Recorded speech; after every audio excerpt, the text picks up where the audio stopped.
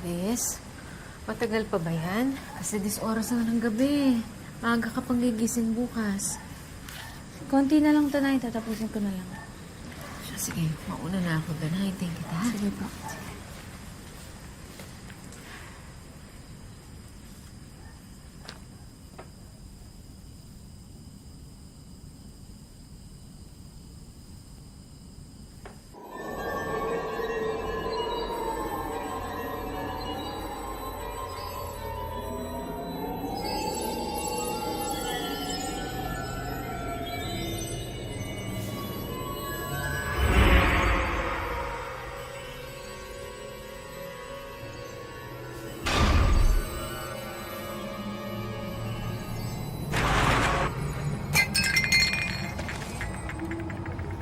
Nay!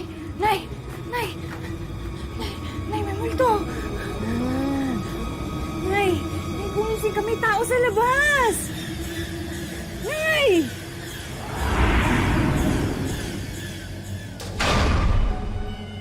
Sumama ka sa akin.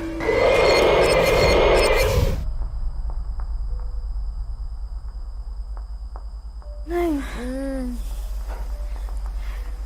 Nay! Anak, tulog ka na gabing-gabi na. Maaga ka pa gigising. Sige na.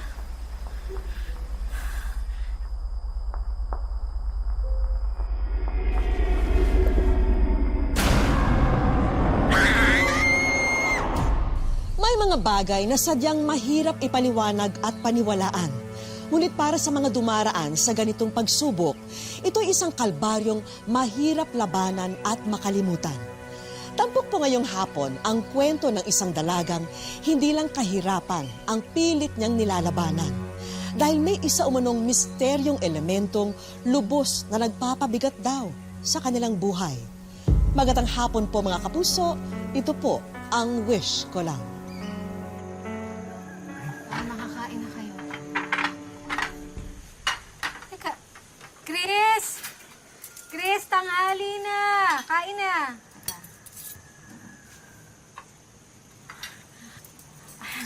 Anong oras ka ba nakatulog kagabi? Ang likot-likot mo sa kama? Ate, ako na puyat. Sama kasi ng panaginip ko na eh. Nakakatakot, binangungot po ako. Ayan, kasi, imbis na pag-aaral na natupag mo, puro panonood na nakakatakot ginagawa mo. Pero Nay, parang kasing totoo talaga eh.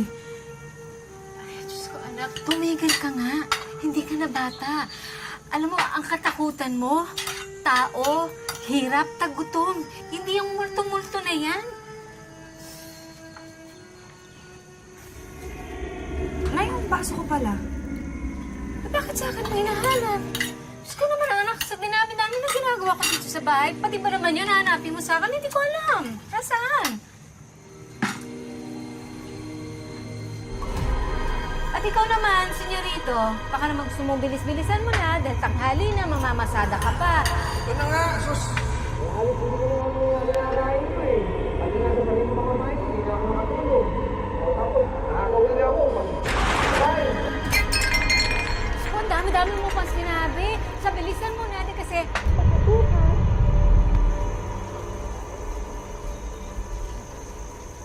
Halika na, uwi na tayo. Di na kita mahatid ah. May laro pa kami. Hahayaan mo talaga ako umuwi mag-isa? Jessie, pahapon na oh. Sige pre. Sige pre. Ihatid mo na ako. Natatakot ako eh. Di pa naman ah. Saka, konting nalakad na lang yan oh. Mahuhuli na ako sa laro eh. Text mo na lang ako pag nakauwi ka na.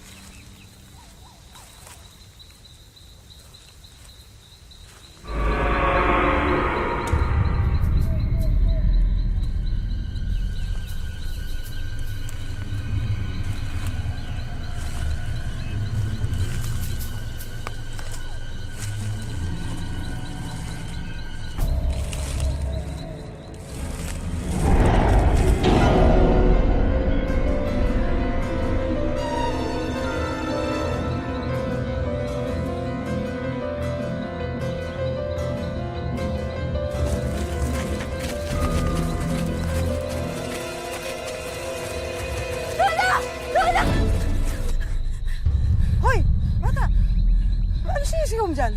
Susme, pati ako napagkamalan mo. Hindi ako multo.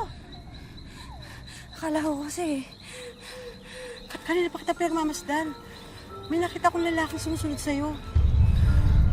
Bakit kasi, gumagabi na, naglalakad ka pa. Halika na, samahan na kita pa uwi.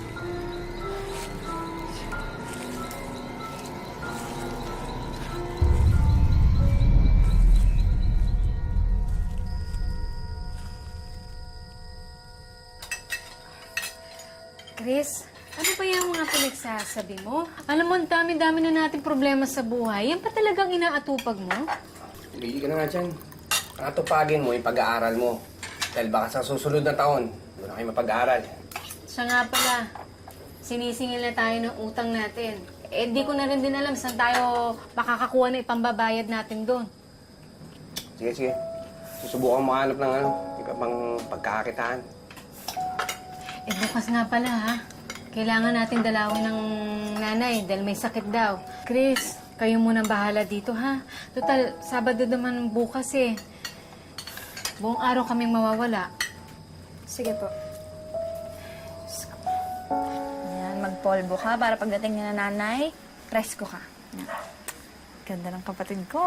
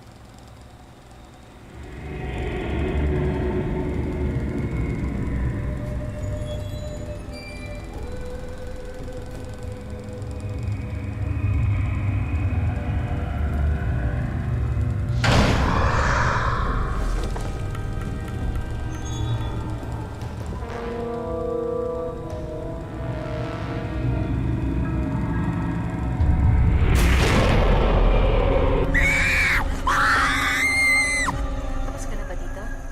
Ano ba nangyayari sa'yo? May problema ka ba? Wala po. Ako, anak, pwede ba tigilan mo na yung kabaliwan mo, ha? Kasi hindi ka na bata.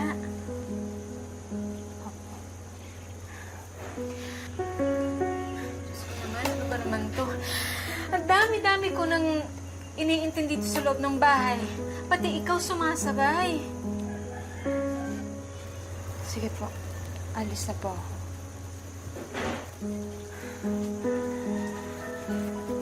Mag-ingat ka, ha?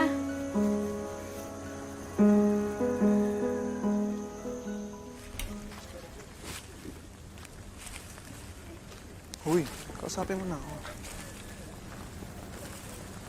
May nagawa ba ako? Wala.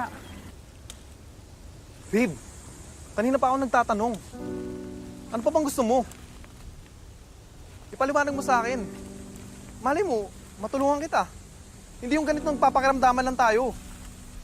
Paano kung ipapaliwanag sa'yo kung pati ako hindi ko naiintindihan? Kasi yung totoo, natatakot ako. Natatakot ako sa mga posible pang pwedeng mangyari. Ang kailangan ko lang sa'yo ngayon, intindihin mo ko. Unawain mo na lang yung sitwasyon ko. Anong pag-iintindi pa bang gusto mo? Ano, lubayan na kita? Hayaan mag-isa? Siguro kaya ka nagkaganyan kasi may bago ka ng maliligo, no? Siguro kaya ka nagkaganyan kasi gusto mo na akong palitan. Hindi sa ganun. Ang gusto ko lang... Ang gusto mo lang, mapag-isa. Sige, naiintindihan ko na. Bibigyan na kita ng pagkakataon para mas makilala mo po yung bagong manliligaw mo. Jesse!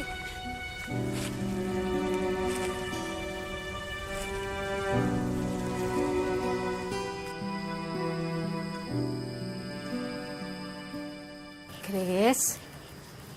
Chris? Bumangon ka na dyan. Chris, ano ba? Chris, may sakit ka ba? Wala po na. Masama lang po yung paramdam. Sandali lang. Kukuha lang ako ng gamot, ha? Nay. Oh. Ay, huwag mo ingat. Ano ba pinagsasabi mo? Kukuha lang ako ng gamot. Nay, parating na siya, Nay. Ay, nako. Dito ka muna. Kukuha lang ako ng gamot. Sandali, ha?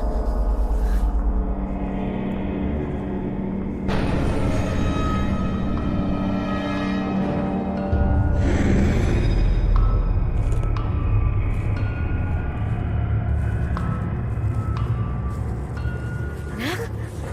Anak? Ano nangyayari sa'yo? Don! Don! Ano ba? Halika nga dito! Yung anak mo, hindi niniliri na, oh!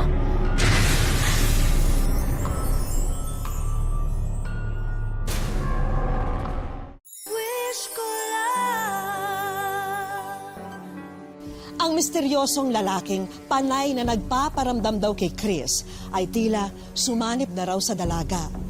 Ngunit ano nga ba talaga ang pakay nito sa kanya?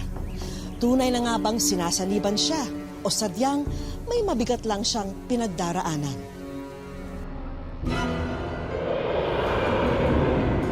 Don! Ano ba? Nasaan ka? Don! Don!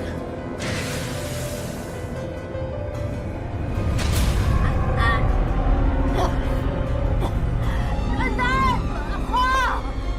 Please! Ano nangyari sa'yo? Anak! Nanin mo yan, anak!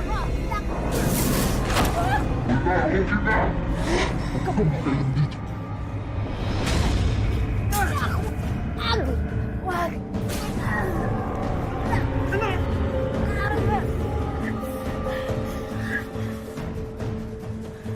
Nay?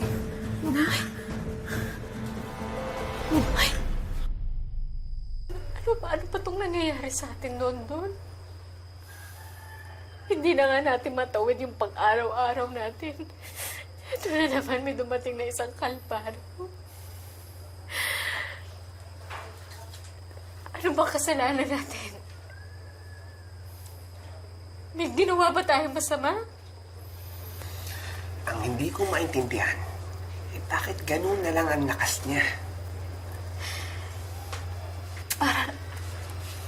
Para siyang sinapian ng demonyo.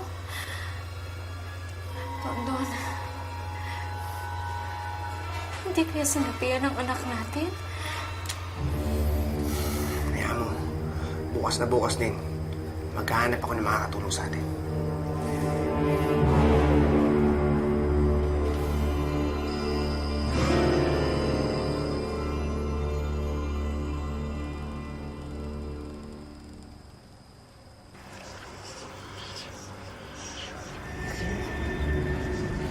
Chris?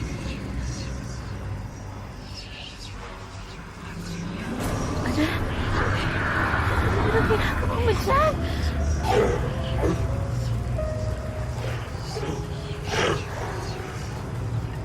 Chris, ano ginagawa mo dyan?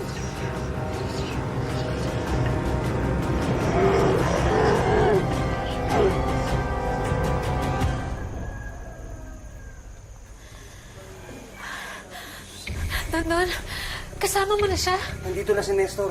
Yung dealer na pinakilala sa akin ng kaibigan ko. Nasaan po ang anak ninyo? Nandito pa. Halika. Pasok.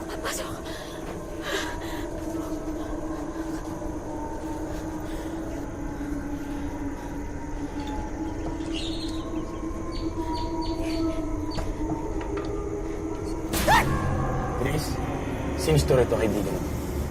Tutulungan kita. Wala akong kaibigan! Bakit mo naman nasabi yan? Nandito ako para tulungan ka. Kaya huwag ka na matakot. Alisin mo na yung kumot na yan. Bakit kayo? Hindi kita ginugulo! Chris! Bakit mo siya? Chris! Kaibigan ako! Andito ako para tulungan ka! Wala akong kaibigan! Hindi kita kaibigan! Hindi ko tutulungan! Hawakan mo! Hawakan mo mabuti! Chris! Hawakan mo mabuti! Chris! Hawakan mo mabuti! Tutulungan kita! Kaibigan! Kaibigan mo ako! Higa, higa, higa, higa.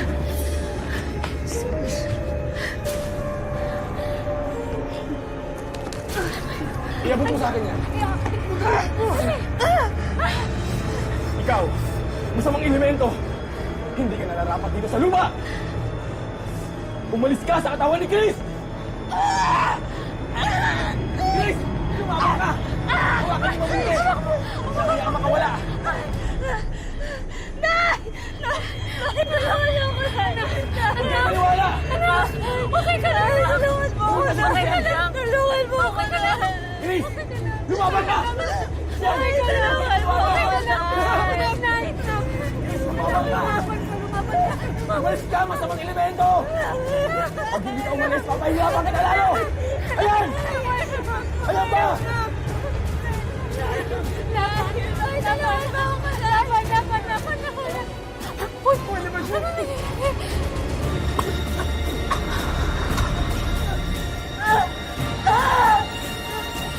Huwag mabuti. Hindi siyang bibitawan.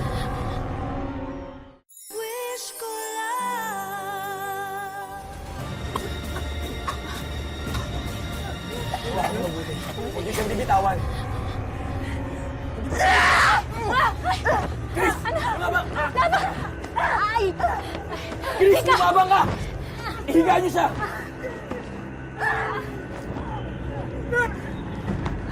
Chris!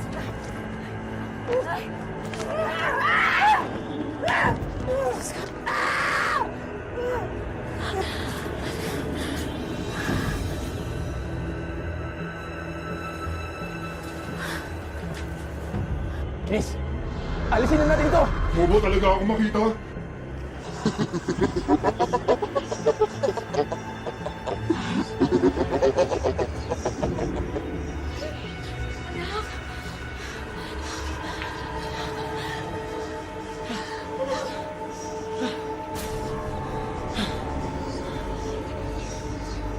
Ilabas mo siya! Ano ba ang gusto mo kay Chris? Nasaan si Chris? Ilabas mo siya! Ano ba ang gusto mo kay Chris? Asawalan ko siya.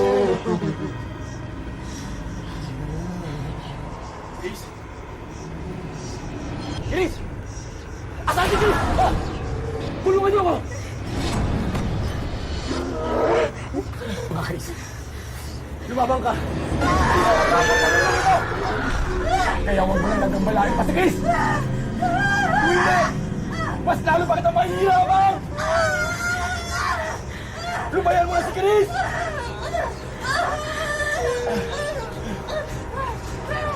Umalis ka, Chris! Lumabang ka! Labanan mo, Chris! Chris, tulungan mo siya. Sige na. Itayin niyo po, hawakan niyo. Salamat sa Diyos. Nakabalik niya si Chris.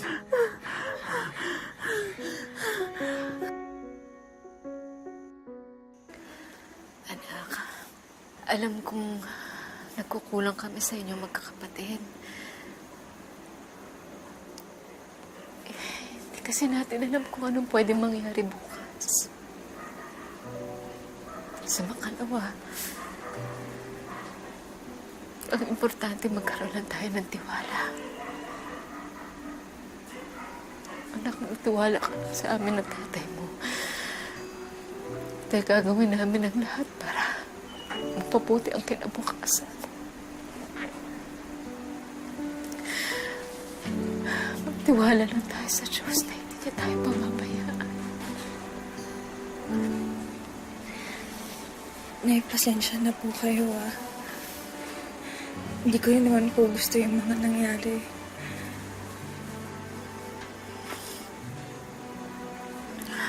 Anak, hindi ka dapat humingi ng tawad. Kami nga ang dapat humingi ng tawad sa'yo. Mahal na mahal ka namin ng tatay mo. Hindi ka namin mamamayaan. Pasalamat na lang tayo sa Diyos dahil tapos na rin ang paghihirap.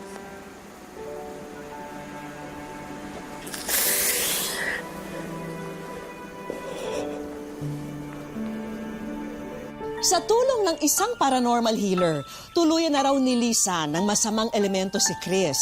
Ngunit ang kalbaryong kanyang dinadala, tunay nga kayang nawala?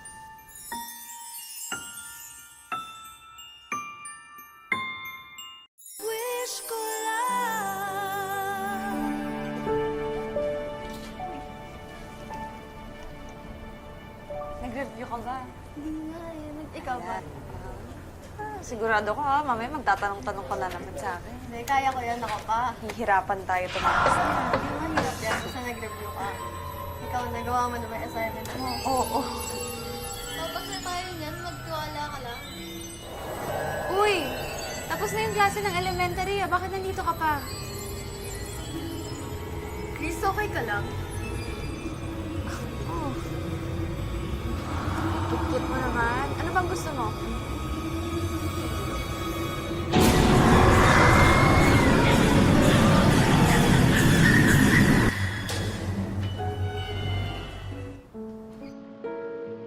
Personal naming binisita sa kanilang tahanan si Chris. Hindi niya tunay na pangalan.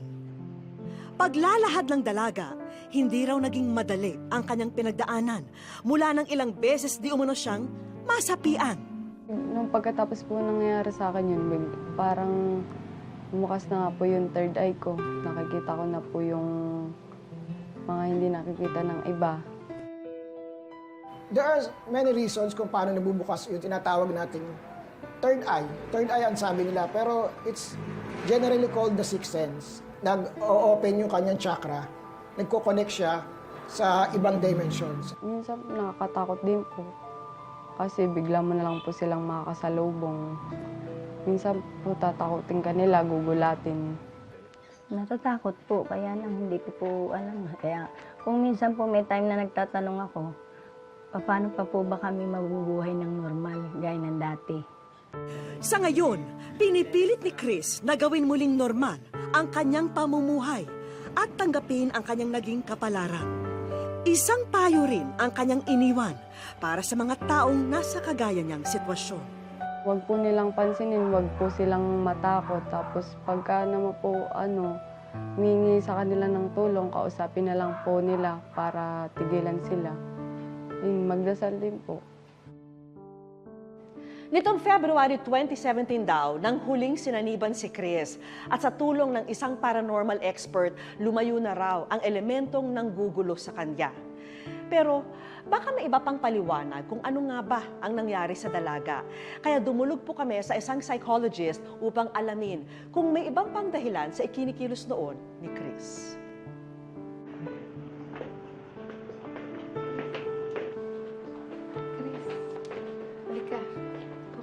Ipinakilala namin si Chris kay Doc Camille Garcia na isang psychologist.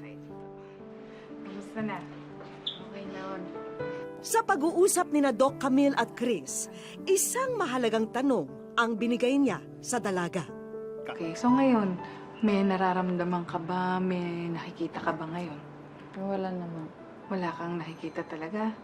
Wala naman. Oh, ito na yung nangyaring makikita mo. Ibang elemento naman. Ibang elemento yan. Ibang elemento ng wish ko lang. Dahil nandito ka sa wish ko lang. Oo, totoo yan. Ayan ha. Nagkakita ba kayo mga? Oo, welcome. Ako, wala ka bang nasa-sense? Sabi ko na tayo, wala daw siya nararamdaman. May nasa-sense ka ba na may magandang mangyayari ngayon? Ha? Nagulat talaga. Sabi, umiyak ka na kagad. Wala pa nangyayari. Tuwa po ako. Likod mo naman nakakain. Ito pala yun. Bakit? Masaya lang po. Hindi ko po akalain na ako interview lang ng simplihan. So Doc, ano to? Talagang meron bang scientific explanation ito? O talagang na-possess who? Si Chris? Okay. One, masyadong bata si Chris para sabihin natin na mga delusions ito or talagang hallucinations. Yung possibility na ito ay isang psychological episode, pwede. Pero para sabihin natin na meron siyang yung malaking pinagdadaanang problema para magtungo sa isang mental illness, hindi pa. Ano nararamdaman mo ngayon? Masaya na kinakabahan. Kaya nga nandito kami para dagdagan ang kaligayahan mo. Para hindi na mo na ma-entertain yung iba pang hindi dapat ma-entertain. Tama yun. Kaya samahan mo kami. Halika. Na kayo papakita. Sige, pakita ko. Excited na ba? Anan! Para sa'yo to, ha? Dagdag mo kayo para sa'yo. Yan. Ayan, iuwi mo na lahat yan, ha? Ha? Nanay, dagdag kabuhayan para po sa inyo. Sana magustuhan nyo. Ito po, mobile card po ito. Sana makatulong po sa inyo ito. Hindi pa riyan natatapos. Meron din tayong galing po sa para sa inyo. Excited ka pang gamitin yan? Opo. Ha? Masaya po. Hindi ko naman po akalain ganito pa. Thank you po. Hindi na po mahirapan sila nanay na magpaaral sa akin. At syempre, may doktor pa tayo, ha? Na nagagabayan tayo. Hindi talagang sabihin natin kasi may possibility na pag nagkaroon ka ng konting problema sa eskwela, ganyan, kuminsan may bumabalik na ganyan. Don't hesitate, tutulungan ka namin. Kung may mga bagay raw sa ating buhay na hindi natin lubos maintindihan, ang tanging panabla raw rito ay ang tiwala sa ating sarili at mga mahal sa buhay. Mahalaga rin na tibayan ang ating pananampalataya upang tayo'y patuloy na gabayan. Magandang hapon po mga kapuso. Ako po si Vicky Morales at ito ang Wish Ko Lang. Huwag kang susuko, kaya mo itong abutin. Ang first lesson sa pagtuturo, dapat iparamdam mo sa kanila, sa puso nila, na ang hangarin mo talaga yung mapabuti ang buhay nila. Butch, sandali mo ako dadalhin. Akala ko ba? Ano ba pala plano namin? Bigay mo sa akin si Ma'am. Akin na!